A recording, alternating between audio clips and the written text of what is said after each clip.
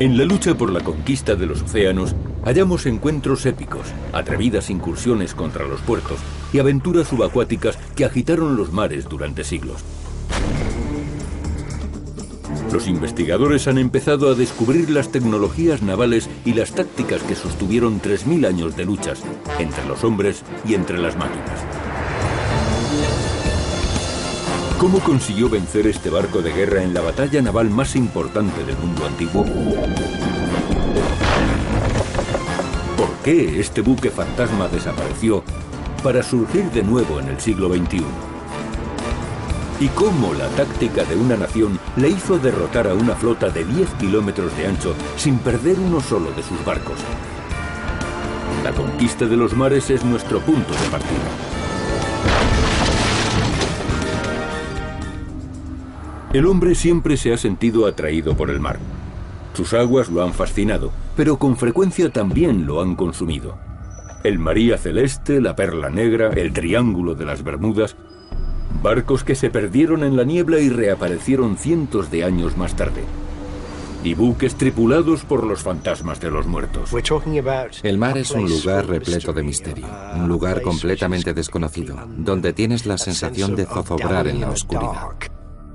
El mar esconde enigmas más interesantes que cualquier leyenda. Frente a la costa de Gran Bretaña se ha descubierto un barco fantasma, los restos de un buque que no se encuentra registrado. Se trata sencillamente del esqueleto de un barco. Es un barco muerto. Todo lo que queda son trozos de maderos y mamparas del casco. No sabemos qué le ocurrió. ¿Formará parte este barco de las viejas leyendas de fantasmas y misteriosas desapariciones? ¿Qué historia oculta está esperando a ser descifrada? Tiene vida propia. Los barcos son casi seres vivos. Todos tienen algo que contar. Han estado en muchos lugares y forman parte de la historia de nuestros tiempos. Los investigadores emplearán métodos científicos para descubrir los secretos de este buque. Es como si se tratara de ciencia forense. Hay un cadáver y queremos saber de quién era, saber qué barco es. El barco fue descubierto en Newport, Gran Bretaña, en 2002. Hay unas 2000 piezas de roble que pertenecen a un buque, al menos 10 veces mayor que cualquier otro barco que haya entrado en este puerto. Es un barco enorme. Nadie esperaría encontrarlo en un puerto tan pequeño como el de Newport.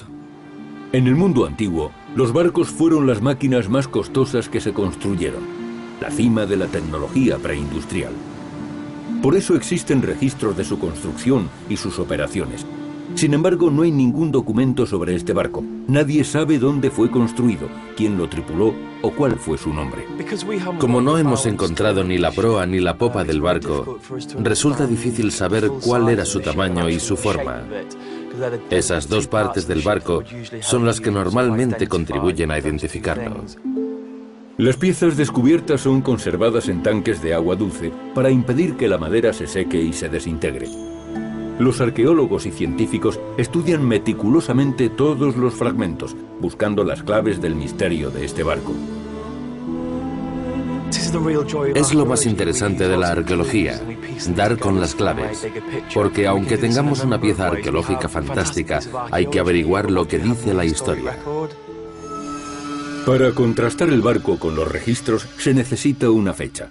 Al igual que nosotros contamos con las huellas dactilares y el ADN, cada madero tiene unas características únicas que pueden dar pistas sobre dónde y cuándo se taló el árbol. Esta es una pieza de nuestro misterioso barco, pero debemos buscar más información.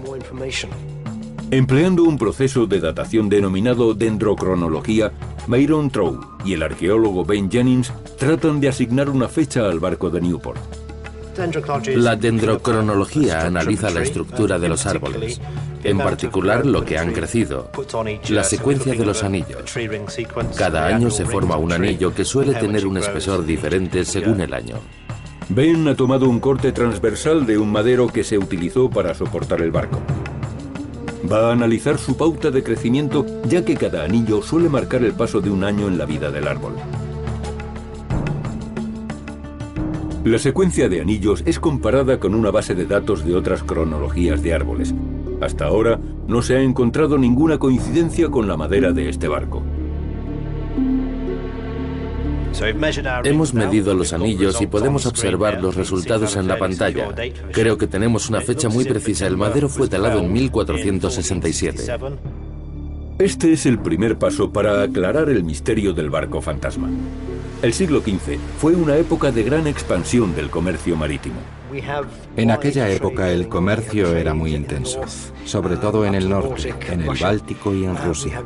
Pero hubo mucho comercio también al sur, en el Mediterráneo, al norte de África y también entre las naciones del sur de Europa. La datación de la madera sugiere que el barco formaba parte de la emergente economía mundial que se originó en el siglo XV. Fue un momento en que los nuevos territorios estaban al alcance de todos gracias a las expediciones navales. Europa, África, India, China y las Américas quedaron unidas por el comercio. Ya sabemos el momento, ahora necesitamos conocer el lugar. Si pudiéramos descubrir en qué país fue construido el buque, podríamos compararlo con los registros históricos de las diferentes naciones. El barco formaba parte de una economía increíblemente pujante, pero desgraciadamente, aunque conocemos su existencia, el día a día de aquellos negocios es algo oscuro. No se sabe nada de los detalles, pero este barco podría ayudarnos a conocerlos. Se construyeron barcos de muchas formas según su procedencia. Si averiguásemos cómo fue construido este, podríamos establecer una comparación. Stuart utiliza un escáner de láser tridimensional, el faro ARM. Nuestro faro ARM nos permite dibujar independientemente las 4 caras de los maderos. Son datos muy valiosos. A continuación, enviamos los resultados a otros académicos que tratan de averiguar más detalles sobre este pasado misterioso. Después de escanear las piezas de este rompecabezas, los arqueólogos las juntan para conocer los métodos de diseño y construcción del barco. Esta pieza forma parte de una gran estructura de madera y demuestra que el barco fue construido con tableros solapados o en tingladillo. Puede que pertenezcan a la popa o la proa por la forma de Y. Por aquí los tableros son un poco más anchos y luego se estrechan para formar el solapado. Se aprecian cortes, rebajos y señales de hacha. El descubrimiento de que el barco fue construido con madera solapada no coincide con el método del siglo XV. Para la construcción en tingladillo, las planchas de madera se solapan entre sí. Esta técnica era frecuente en el norte de Europa y en China hasta el siglo XIV. Pero los barcos del siglo XV, sobre todo los grandes barcos mercantes, unían las planchas de madera por los bordes, dejando un acabado liso. Son estilos de construcción que no concuerdan. El método de construcción es de madera solapada, pero los espacios de las cuadernas son estrechos, lo que indica que el método empleado fue híbrido. Combina elementos de construcción naval del norte y del sur de Europa. Pero al no existir documentos, es casi imposible situar el barco. El método de construcción híbrido nos impide centrar la investigación. Quizás se trate realmente de un barco fantasma, uno que no concuerde con ningún otro. Cuando encontramos algo así, se convierte en un juego detectivesco. Nos basamos en las pruebas de que disponemos. Desde que descubrimos el barco, nuestras teorías han ido cambiando según íbamos consiguiendo más información. Mientras estudiaban los maderos, los arqueólogos encontraron una pista que sugería que el barco podría ser francés. Hemos encontrado una moneda francesa muy pequeña que data del periodo entre 1445 y 1456. Proviene del sur de Francia. Es una pista muy importante porque donde la encontramos indica que es una de las primeras que se construyen y una vez que está en su sitio ya no se mueve, así que es difícil acceder. Estas pistas revelan el tiempo y lugar donde fue construida la nave y contribuyen a aclarar el enigma de la identidad del barco. Ahora sabemos que fue construido alrededor del año 1445, puede que en Francia, y que descansa en Gran Bretaña aproximadamente desde 1467. Los registros que podrían revelarnos sus secretos esperan a ser descubiertos. Ahora disponemos de pruebas tangibles y nos toca combinarlas para formar con ellas una imagen completa del barco misterioso. Es un proceso que resulta fascinante. Reunir las pruebas, los maderos y el esqueleto del barco y compararlos con los documentos de que disponemos. Vamos a juntar los conocimientos de la dendrocronología con técnicas como la del faro ARM. Poco a poco trataremos de reconstruir el aspecto de la nave para tener una idea más clara respecto a sus orígenes. Combinando los datos del barco misterioso con todos nuestros conocimientos sobre los barcos del siglo XV, nuestro programa ha creado un modelo por ordenador. Por primera vez en 500 años podemos ver el aspecto del barco. Era un buque único, de una construcción mixta de madera solapada y lisa. Tenía 3 mástiles y era capaz de llevar hasta 100 toneladas de carga. Nuestro barco fantasma se ha materializado. Aunque no sabemos por qué se hundió, se ha concebido una teoría muy sólida sobre dónde y cuándo comenzó su breve vida en el mar. La batalla por el dominio de los mares ha llevado al hombre más allá de sus límites y le ha conducido hasta las profundidades. ¿Podrá un nuevo descubrimiento demostrar que el hombre caminó sobre el suelo marino 250 años antes de lo que creemos? Desde el principio de los tiempos, el hombre ha tratado de dominar los océanos, tanto en la superficie como en las profundidades. Grandes descubrimientos ha examinado los registros sobre la exploración subacuática en la antigüedad. El hombre quiere conocer todo lo que hay a su alrededor. Quiere saber hasta dónde llega el mar y qué hay más allá. ¿Es realmente el fin del mundo, donde van los muertos? Los mares eran un misterio para el hombre antiguo, así como un lugar perverso, un mundo desconocido poblado por monstruos.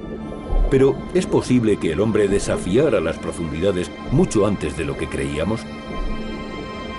Un manuscrito medieval de un ingeniero anónimo describe la tecnología militar utilizada en las guerras husitas. Fue un conflicto religioso entre católicos y protestantes de la Europa central a comienzos del siglo XV. Hay un traje de buzo en el manuscrito de las guerras husitas que se parece mucho a un traje de los que se utilizan ahora. Parece ser que bombeaban aire por la parte superior del traje para mantener al buzo bajo el agua. Si tuvo éxito o no, eso es otra cuestión. ¿Puede un diseño del siglo XV suministrar aire a un buzo? ¿Podrían nuestros antepasados haber construido ese traje o fue solamente una idea? Esto demuestra el grado de conocimiento a que había llegado la tecnología de entonces. Es una cápsula del tiempo. Un equipo de submarinistas e historiadores daneses han construido una réplica basándose en las ideas del manuscrito. Solo han empleado materiales del siglo XV. Para la escafandra nos hemos basado en el casco que los caballeros llevaban en los torneos. Y en lugar de visera hemos abierto por delante unos agujeros y después los hemos cubierto con cristales hechos a mano y unidos con plomo. Lo que representa todo un hito en la tecnología subacuática es que combina la capacidad de sumergirse con un suministro continuo de aire. El manuscrito muestra un tubo que lleva aire a la escafandra. Es un casco abierto que permite que el gas entre y salga. En el siglo XV, lo más probable es que estuviera hecho de hierro.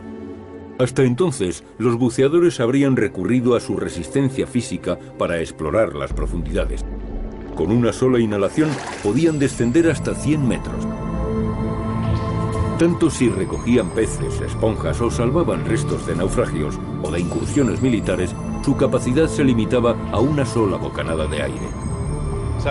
Si no se bombeaba aire, solo se disponía de una autonomía limitada bajo el agua, y eso restringía mucho el trabajo. Podían bajar y quizás encontraran algo, pero tenían que subir muy pronto. Es lo que hacen los buceadores a pulmón libre, los del lejano oriente, los pescadores de perlas y los de trabajos de recuperación. El manuscrito no muestra cómo bombear el aire por el tubo, pero Jens ha recurrido a sus conocimientos de tecnología medieval para encontrar una solución. Ha diseñado un sistema como el que utilizaban los herreros del siglo XV para bombear aire a los hornos. 3 conjuntos de fuelles, de unos 5 litros de capacidad, han sido conectados mediante tubos de hierro a un cuerpo de madera. El cuerpo hace de cámara de presión para forzar el aire dentro de la escafandra. Todo el sistema fue sellado con cera de abeja por sus propiedades de impermeabilidad y adhesión. He conectado el tubo a la escafandra y le voy a poner unos pesos de plomo en el fondo. Luego bajaremos al depósito y bombearemos con el fuelle para ver si sale aire por la escafandra. Después probaremos a diferentes profundidades para comprobar si la presión del fuelle es suficiente para transmitir aire al buzo. Cada entrada al tubo tiene una válvula para asegurar que el aire circula solamente en un sentido. El aire utilizado se expulsa por el fondo de la escafandra. Parece que ha funcionado muy bien. Un montón de burbujas sube del fondo de la escafandra y aunque la hemos bajado bastante, sigue circulando mucho aire. Todavía se escapa parte por las juntas del tubo, pero no es demasiado. Creo que un buzo podría utilizarla. Suministrar aire a un buzo es el paso natural que sigue a la inmersión libre. Pero al principio eso no se hizo mediante un tubo, sino con una campana de inmersión. Un contenedor que atrapaba el aire cuando se le daba la vuelta y se colocaba sobre la cabeza del buzo.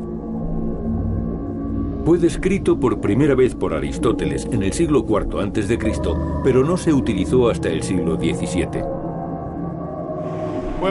Para poder imaginar la tecnología antigua del buceo, debemos tener en cuenta las limitaciones humanas, como la resistencia bajo el agua. Entonces no había ningún sistema para reciclar la respiración. El aire de la campana de inmersión se consumía muy pronto. El siguiente paso debía ser la reposición del aire. Eso es lo que se cree que describe el manuscrito husita. El buzo utiliza unos zuecos medievales de madera con suelas de plomo para hundirse en el agua.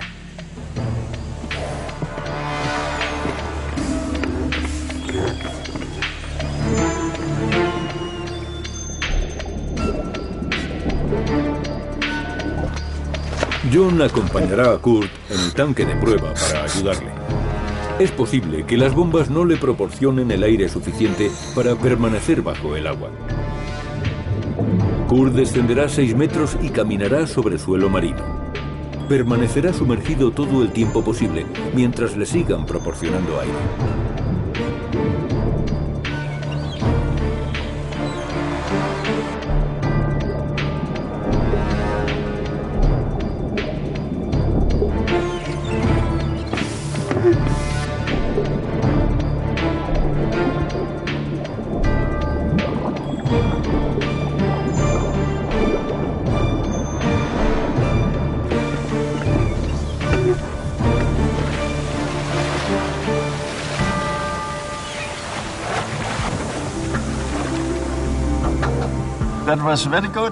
Todo fue muy bien, aunque cuando estaba en el fondo el agua subió hasta aquí y a veces no podía respirar.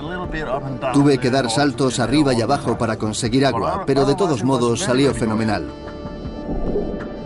Kurt ha descubierto que mientras haya un suministro de aire bombeado desde la superficie, puede permanecer cómodamente bajo el agua todo el tiempo que desee. El diseño del traje ha conseguido su propósito. Ha sido una experiencia muy interesante. No solo caminó de una manera cómoda, sino que pudo arrodillarse y tocar el suelo. Eso demuestra que habría podido trabajar con las manos en el lecho marino. Es un gran avance. Y tenía mucho aire a su disposición. Comprobé la escafandra, miré por dentro y vi que todo estaba bien. La prueba nos anima a consultar los libros de historia. Quizá reparemos en piezas tecnológicas que podrían haber sido descartadas por los historiadores. No hay documentos que hablen de los trajes de buzo, pero hemos descubierto que ya tenían conocimientos para mandar un hombre a las profundidades del mar 250 años antes de lo que creíamos.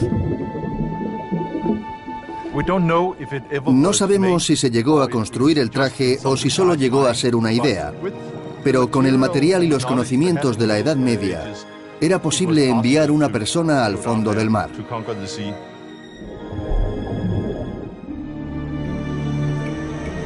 En nuestro relato siguiente investigaremos la batalla naval más importante del mundo antiguo. El análisis tridimensional nos ayudará a estudiar la estrategia de combate y veremos cómo este antiguo barco de guerra embistió y derrotó a la mayor flota que el mundo haya conocido.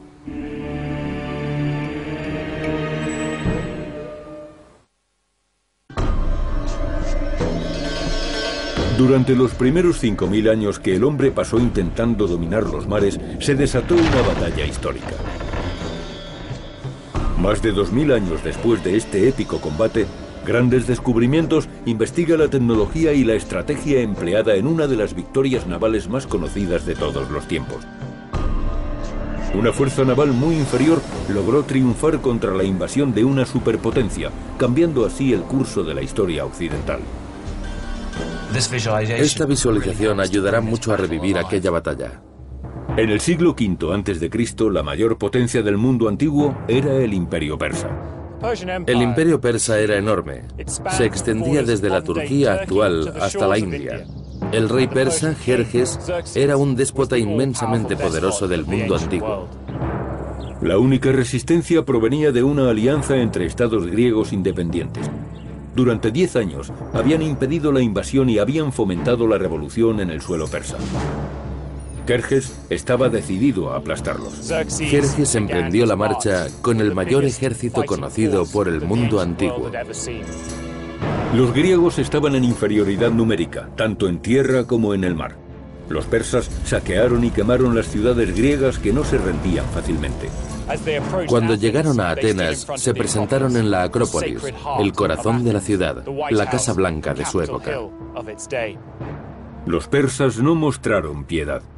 Durante el curso de un asedio de 3 semanas, mataron a todos los que pudieron y quemaron el templo hasta los cimientos.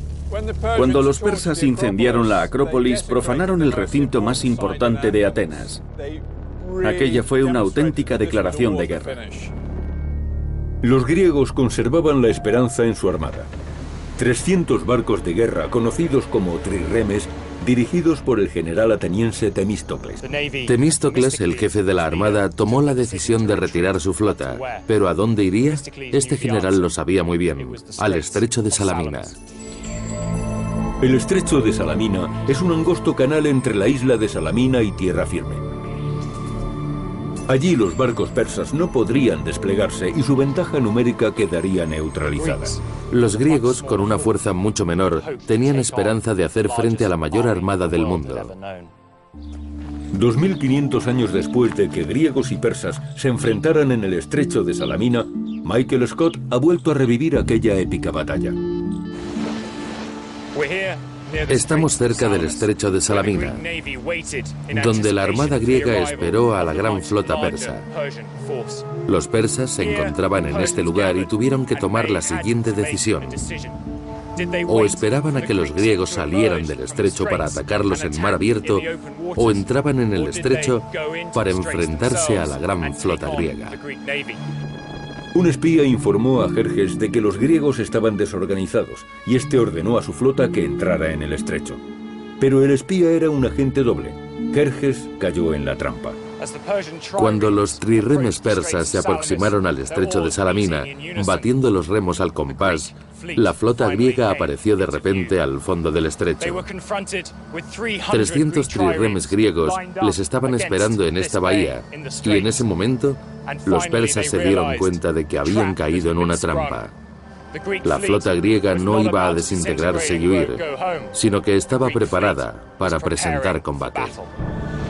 Lo que ocurrió a continuación cambiaría para siempre el mundo antiguo. Utilizando antiguos mapas e imágenes tridimensionales, el especialista James Dean y Michael Scott han reconstruido la bahía de Salamina. Los informes de testigos y antiguas fuentes históricas descubrirán paso a paso cómo se desarrolló la batalla. Este es el panorama de Salamina. En nuestro modelo representamos las fuerzas griegas en azul y las persas en rojo. Estos iconos representan grupos de trirremes. Los jefes navales griegos reunieron una flota de 300 barcos. Según Esquilo, escritor de la antigüedad, Jerjes, el rey persa, mandaba una fuerza naval con 20.000 infantes de marina. Navegaban a bordo de 1000 trirremes. Los griegos se habían concentrado 10 días antes de la batalla en esta ensenada y habían varado sus naves. Es algo crucial para un trireme porque cuando se empapa se vuelve más pesado y mucho más lento. Los trirremes secos de los griegos fueron otra de las ventajas con las que entraron en combate. Las embarcaciones persas eran ligeramente más pesadas y por tanto más lentas. Además, habían estado en el agua 17 días y sus tripulantes estaban cansados. Las fuentes antiguas nos dicen que los griegos presentaron 2 líneas de barcos contra las 3 de la flota persa. Nos acercamos al primer contacto. ¿Qué ocurrió? Heródoto, uno de los historiadores más antiguos, no dice con seguridad quién entró en contacto primero, pero desde luego fueron los griegos. Un barco se adelantó y la batalla de Salamina dio comienzo. El trirreme griego era un arma de ataque consumada. Una nave de guerra de 40 metros de longitud, con un ariete de bronce en la proa y con 170 remeros que lanzaban su barco contra los buques enemigos. Baja y estrecha, tenía una relación longitud-anchura de 10:1, un torpedo humano. El objetivo del ariete era penetrar por debajo de la línea de flotación del barco enemigo para inundarlo, pero dejándolo a flote para atacarlo más tarde.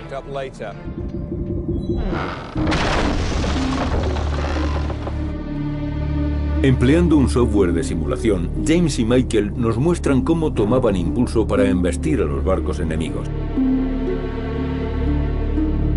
Este es un modelo del trirreme griego. Es difícil conocer el número de personas a bordo. Debían de ser unas 200, de las que 170 eran remeros que impulsaban la nave. Este modelo nos muestra las 3 hileras de remeros que llevaban. Veamos ahora cómo iban sentados. Empecemos de arriba hacia abajo. Esta es la primera hilera. Los de la segunda hilera iban mucho más apretados y ahora en el fondo está la última fila. Los de la hilera del fondo tenían que ir agachados y estaban casi al nivel del agua.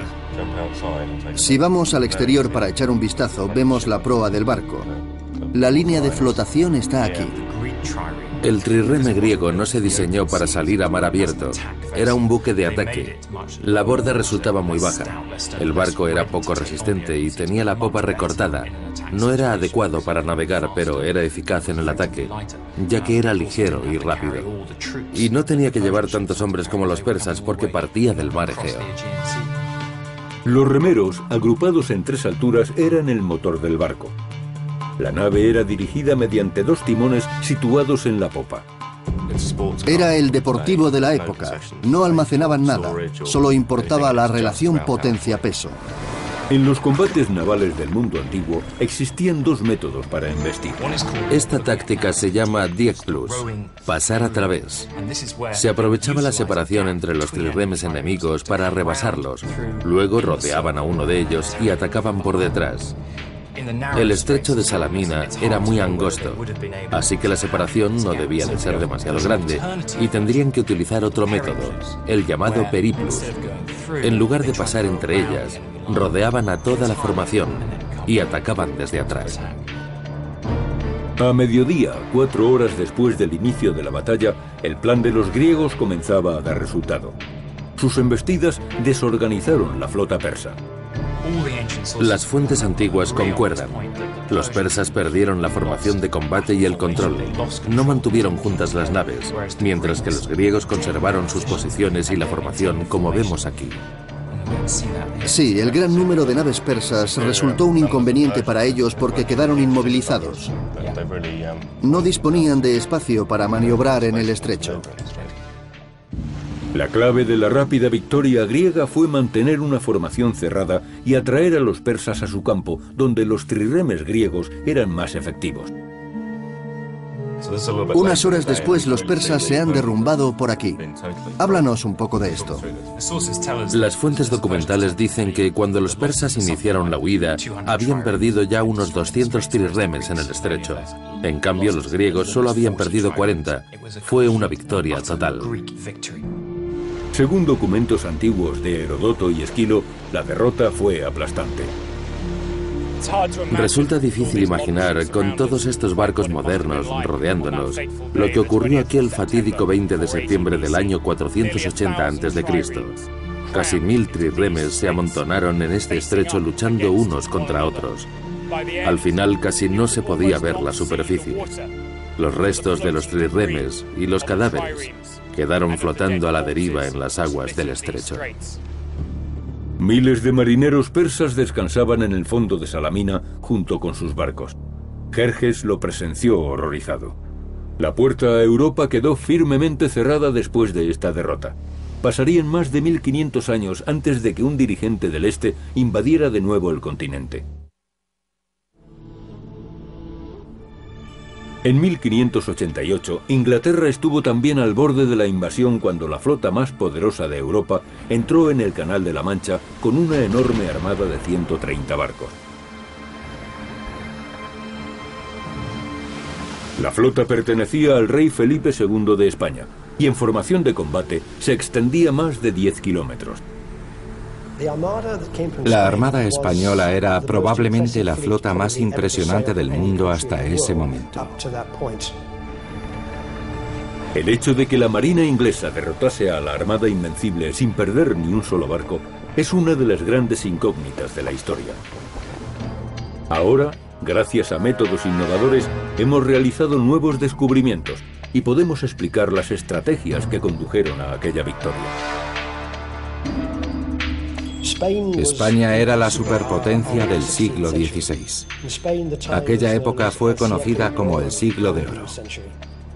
La conquista de los océanos dio a España una riqueza, poder y dominio únicos. Sus barcos mandaban en el mar desde las costas de Italia hasta las de América.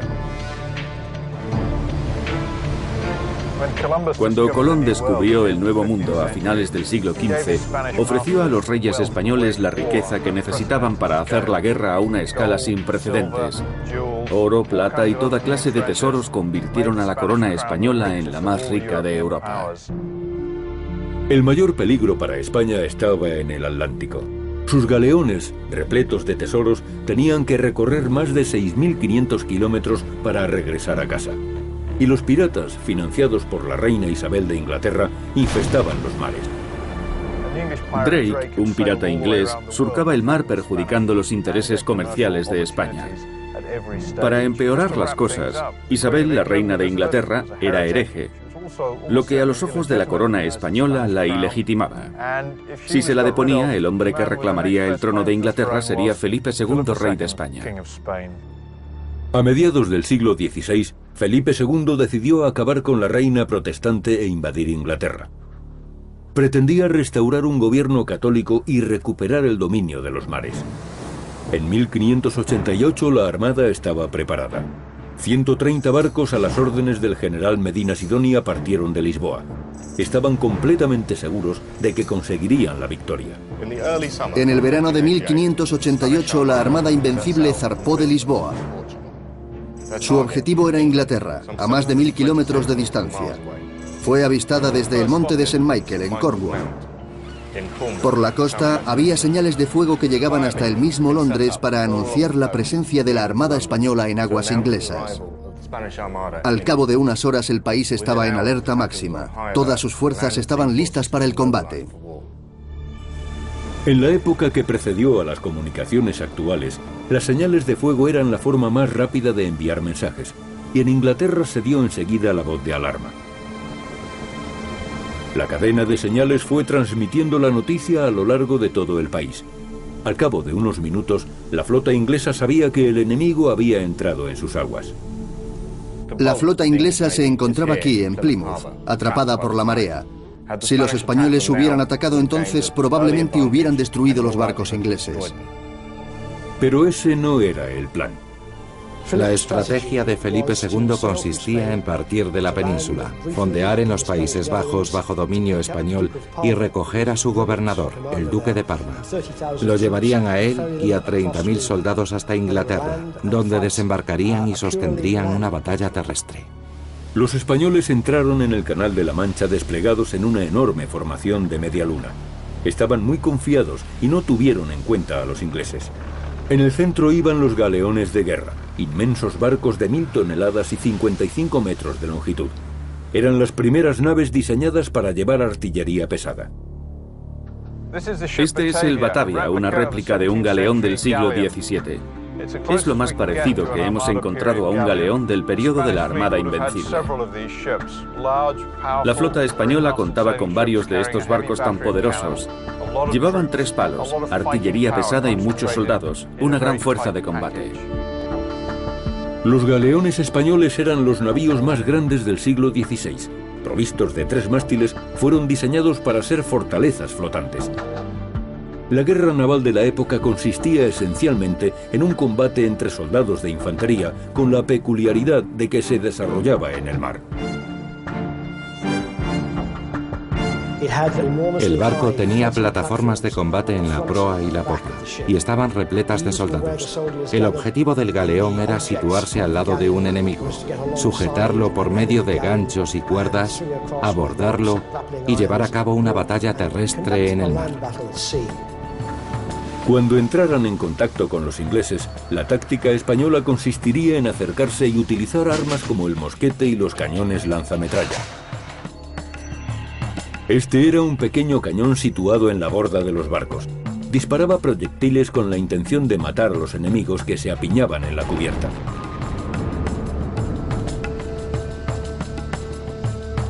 La Armada partió imparable a su cita con la fuerza de invasión en Flandes y dejó a la flota inglesa detrás de ella.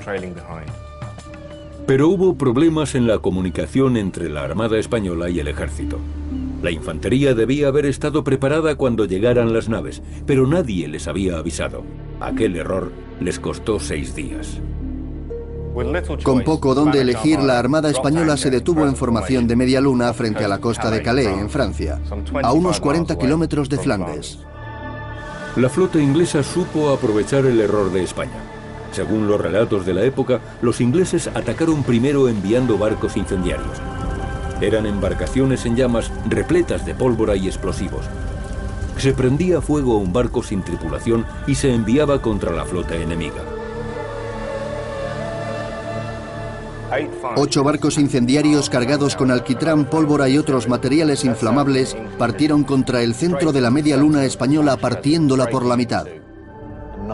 Aquel ataque obligó a los españoles a cortar las cuerdas de las anclas para escapar. En medio del caos perdieron la cohesión y el orden de combate que les había protegido en el canal. La formación que había protegido a la Armada española hasta el momento quedó destruida, dejando los barcos en una situación vulnerable. ¿Podría la flota inglesa derrotar a la Armada Invencible y salvar a su país? Este cañón es una réplica de la última esperanza de Inglaterra contra una fuerza invasora de 30.000 hombres. Está a punto de ser disparado para probar si es un arma tan eficiente destruyendo barcos.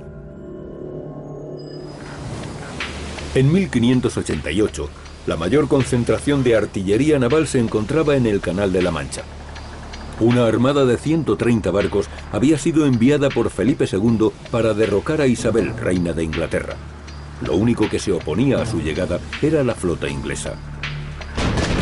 Los primeros encuentros en el canal marcaron el inicio del combate entre 2 grandes flotas.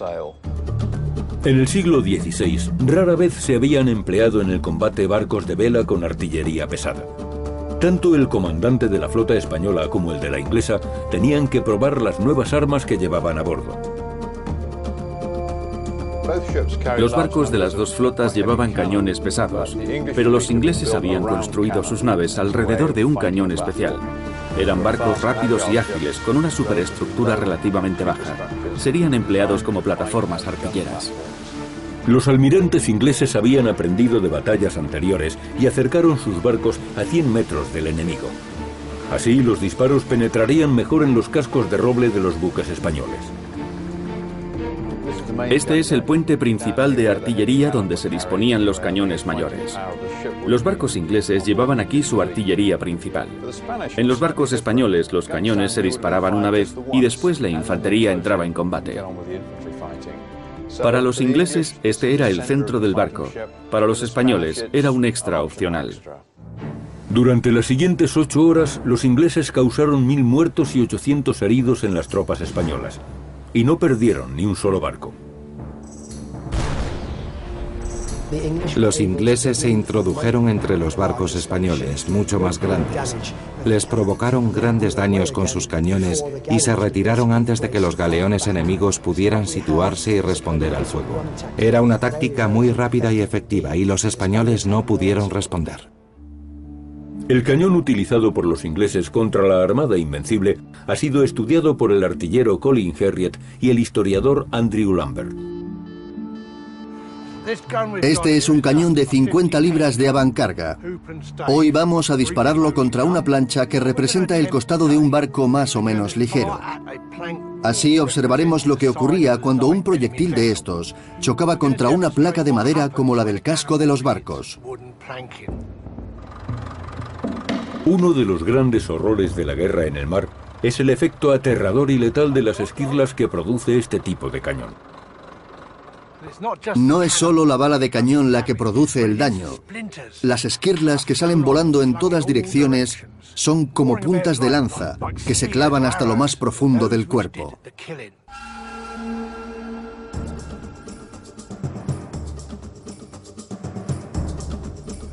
Aunque existan testigos de un combate en el mar, no hay nada como recrear el combate para estudiarlo con detalle.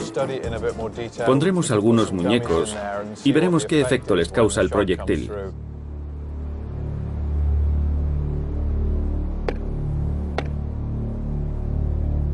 Disparando el cañón. ¡Fuego!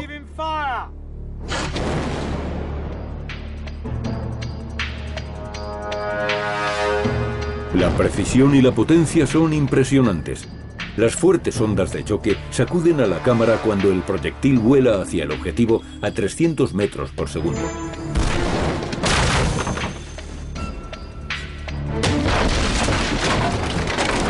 La bala perfora la madera y hace saltar unas mortíferas esquirlas en todas direcciones.